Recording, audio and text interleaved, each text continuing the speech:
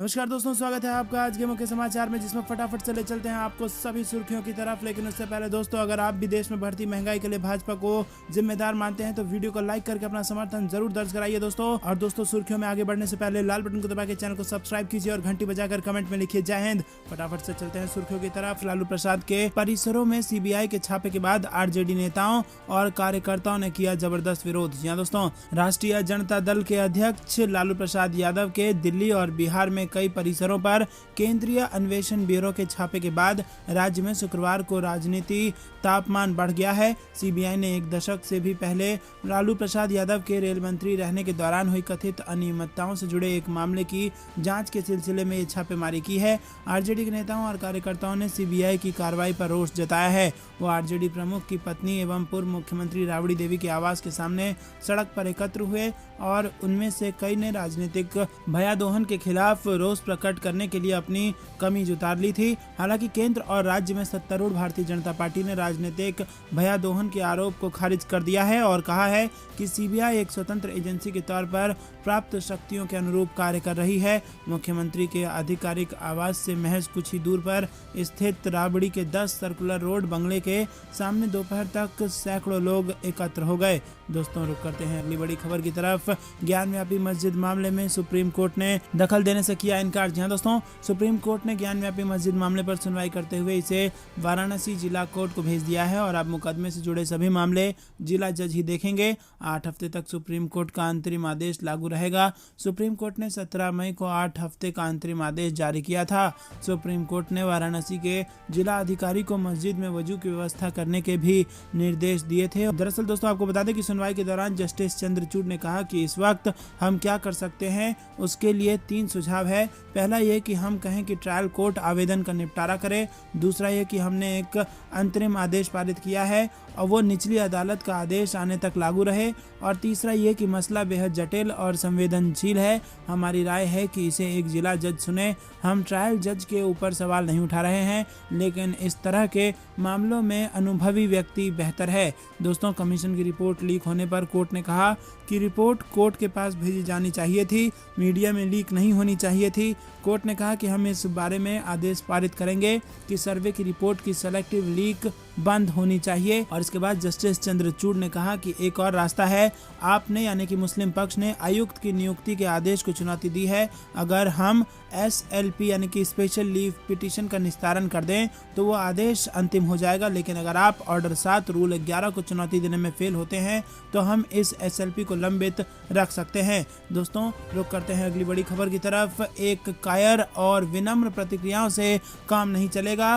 पैंगोंग में चीन के नए पुल को लेकर राहुल गांधी ने केंद्र सरकार पर किया हमला। जी हां दोस्तों, आपको बता दें कि चाहे गलवान घाटी का मामला हो या फिर चीनी सैनिकों की भारतीय क्षेत्र में घुसपैठ की खबरें हो, हर बार कांग्रेस के पूर्व अध्यक्ष राहुल गांधी केंद्र सरकार को घेरते रहते हैं। इस बार राहुल गांधी ने पैंगोंग लेक पर चीन द्वारा बनाए जा रहे ब्रिज को लेकर मोदी सरकार पर निशाना साधा है। पूर्व अध्यक्ष ने कहा है कि चीन हमारी राष्ट्रीय सुरक्षा के लिए खतरा बना हुआ है और उसके साथ नरम तथा उदारवादी नजरिए से काम नहीं चलेगा, इसीलिए करारी भाषा में प्रतिक्रिया देने की जरूरत है। वहीं दोस्तों, आपको बता दें कि गांधी ने ट्वीट किया कि चीन ने पैंगोंग पर पहला पुल बनाया। भारत सरकार ने कहा कि हम स्थिति की निगरानी कर रहे हैं। चीन ने पैंगोंग पर दूसरा पुल बनाया तो भारत सरकार ने कहा कि हम स्थिति की निगरानी कर रहे हैं। राष्ट्रीय सुरक्षा और क्षेत्रीय अखंडता से कोई समझौता नहीं हो सकता है, इसीलिए डरपोक और हल्की प्रतिक्रिया से काम नहीं चलेगा। प्रधानमंत्री को हर हालत में देश की रक्षा करनी चाहिए।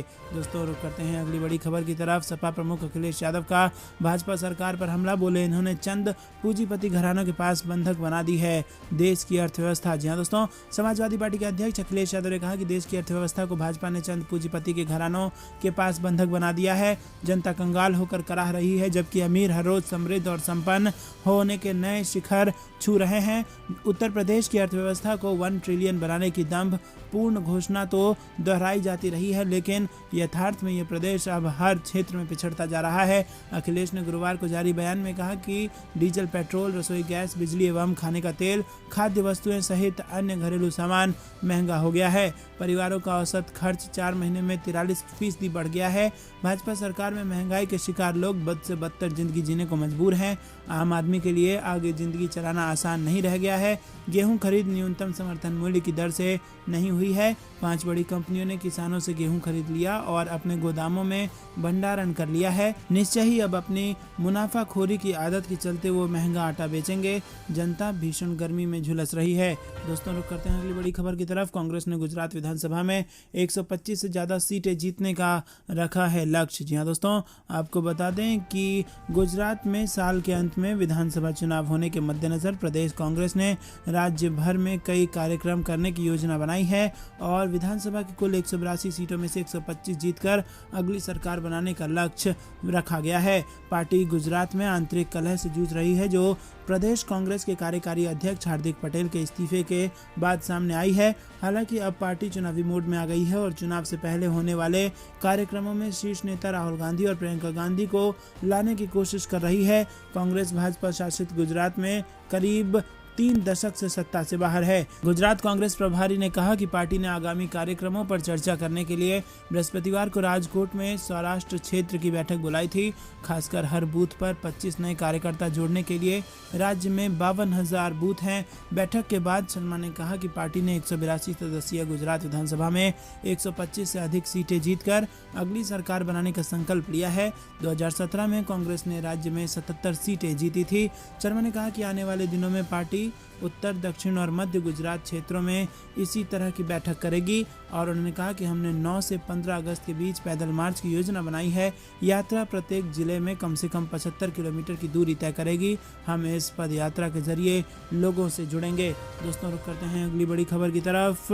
ज्ञानव्यापी में जुमे की नमाज के लिए जुटी भारी भीड़, मस्जिद का गेट बंद किया गया, सुरक्षा व्यवस्था कर दी गई सख्त। जी हाँ दोस्तों, वाराणसी की ज्ञानव्यापी मस्जिद में जुमे की नमाज को लेकर अंजुमन इंतजामिया मस्जिद कमेटी ने पत्र जारी कर नमाजियों से एक गुजारिश की है। कमेटी ने कहा है कि जुमे की नमाज के लिए लोग कम तादाद में ज्ञानव्यापी मस्जिद आएं और इस अपील का खास असर नहीं पड़ा। लोग बड़ी संख्या में नमाज अदा करने के लिए ज्ञानव्यापी पहुंच गए। सामान्य दिनों के मुकाबले आज 1000 करीब लोग नमाज अदा करने पहुंच गए और मस्जिद के अंदर जगह न होने पर विश्वनाथ धाम के गेट नंबर 4 के बाहर जमा नमाजियों को लौटा दिया गया और गेट बंद कर दिया गया।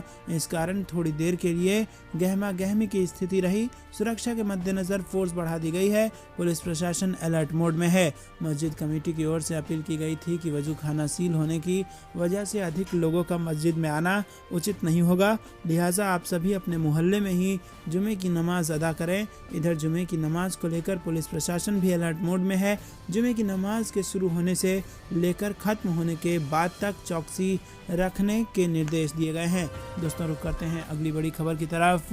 ओबीसी महासभा का 21 मई को मध्य प्रदेश बंद का आह्वान, कांग्रेस का मिला समर्थन। जी दोस्तों, मध्य प्रदेश में नगरीय निकाय चुनाव में अन्य पिछड़ा वर्ग को 27% आरक्षण देने की मांग और आरक्षण में से 50% की सीमा हटाने की मांग को लेकर ओबीसी महासभा ने 21 मई को प्रदेश बंद का आह्वान किया है।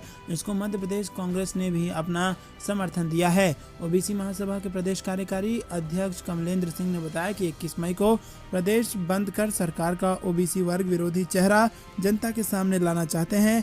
सिंह ने कहा कि ओबीसी को 27% आरक्षण मिलना चाहिए।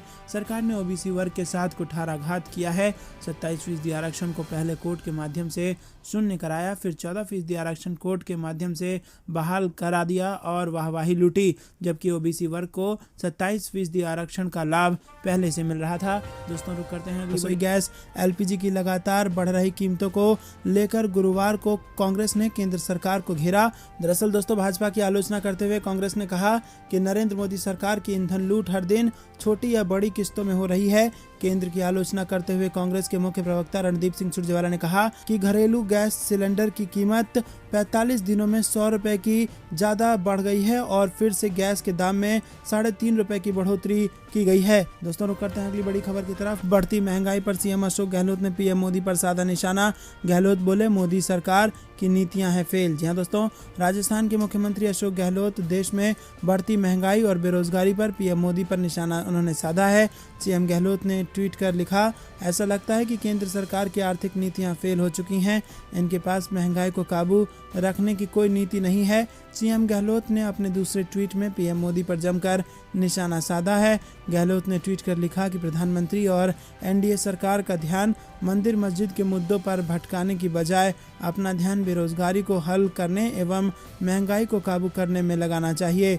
सीएम गहलोत ने कहा कि आसमान छूती कीमतों को लेकर मोदी सरकार गंभीर नहीं है। रिकॉर्ड कायम करती महंगाई, बढ़ती बेरोजगारी और अहम मुद्दों से ध्यान भटकाकर जाति धर्म पर राजनीति को मुद्दा बनाया जा रहा है। सीएम ने कहा कि देश में थोक महंगाई दर 15.08% के रिकॉर्ड पर पहुंच गई है। पिछले एक साल से थोक महंगाई दर 10% से अधिक है। महंगाई ने आमजन का जीवन मुश्किल कर दिया है, लेकिन एनडीए सरकार धर्म जाति के नाम पर आपस में तनाव बनाए रखना चाहती है, जिससे महंगाई और बेरोजगारी पर कोई चर्चा ना हो सके। पेट्रोल डीजल के बाद अब खाद्य सामग्री भी आम जन की पहुंच से बाहर होती जा रही है। रुपये का मूल्य लगातार गिरकर $1 $77.74 के ऐतिहासिक निचले स्तर पर पहुंच गया है, जिससे आयात की जाने वाली सभी वस्तुओं के दाम निरंतर बढ़ रहे हैं।